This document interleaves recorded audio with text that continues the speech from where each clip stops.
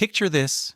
You're in ancient Rome, surrounded by roaring crowds, the smell of roasted chestnuts in the air, and two very sweaty men in loincloths wrestling over no, not a sword, each other's honor, in what historians politely call erotic gladiator contests. Yep, turns out the Romans didn't just invent aqueducts. They also invented some of the weirdest entertainment packages in history. These weren't your average sword and shield showdowns. Oh no. Think more. Chippendales meets the Colosseum. The fighters were sometimes actual gladiators, sometimes just particularly buff citizens who decided, sure, I'll fight half naked in front of 20,000 people if it makes Grandma happy. The goal. Well, officially, it was to display skill, strength, and athleticism.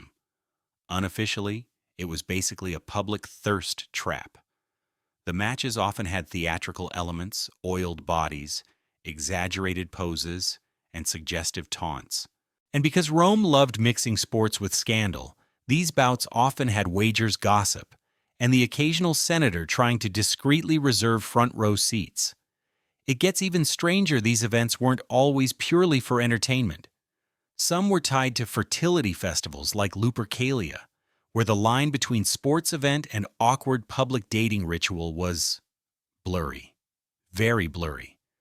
The idea was that virility on the arena floor somehow translated into blessings for crops, livestock, and yes, human romance.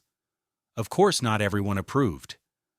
Stoic philosophers would rant about moral decay, grumbling that the empire was more interested in biceps than battle strategy. Meanwhile, the crowds were like, shh, he's flexing. And the twist. These so-called sexual gladiator fights weren't always sexual. In the literal sense, it was more about spectacle innuendo and feeding the public's appetite for the outrageous. Think reality TV, but with more togas and way less censorship. So next time you picture Rome, don't just think of stern generals and marble statues. Imagine a packed arena, a feverish crowd, and a commentator yelling, "And here comes Marcus, the muscle of Mars." Look at that form. The Romans understood something we still get today. People will always show up for drama, sweat, and a little bit of scandal.